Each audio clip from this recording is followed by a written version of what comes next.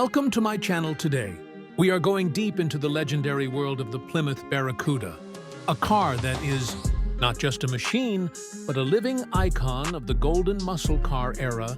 The Barracuda first roared onto the scene in the year 1964. And what made it special, right?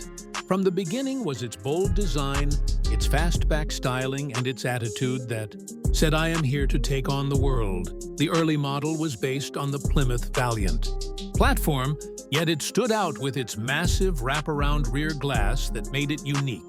And futuristic for its time, enthusiasts immediately noticed that this car had a spirit of its own. It was sleek and different. It was daring. It was the start of something that would eventually grow into one of the fiercest muscle cars ever built as the years passed. Plymouth engineers sharpened the Barracuda into a true street warrior. By the late 60s, the car had evolved into a wide, powerful, and aggressive beast with bold styling and a stance that screamed speed. The 1970 to 1970 third-generation Barracuda especially became the most famous chapter in its history. This version was built on the Chrysler E-body platform, which gave it a wider look, lower lines, and more muscular proportions compared to its earlier versions. This is the Barracuda that still captures the imagination of car lovers everywhere, with engine choices that ranged from practical 6 cylinders to roaring V8s.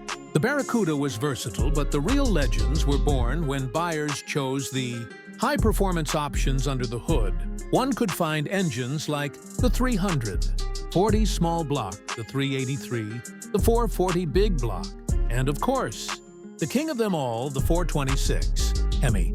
This was the engine that turned the Barracuda into a street legend. The sound alone was enough to send chills down your spine.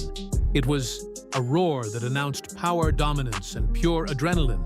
The Hemi Barracudas were incredibly rare, and today they stand as some of the most valuable collector cars on the planet. At auctions, these machines fetch prices in the millions because they represent the pinnacle of American muscle car engineering and rarity. But beyond the engines, what really made the Barracuda shine was its design, with its long hood, short deck, fast flowing lines, and aggressive stance.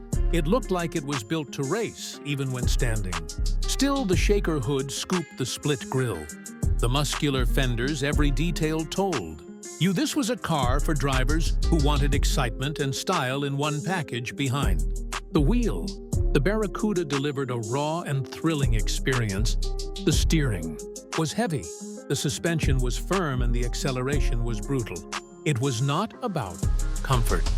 It was about power control and the thrill of being in command of a beast. Drivers felt connected to the road in a way modern cars rarely deliver. Every gear shift,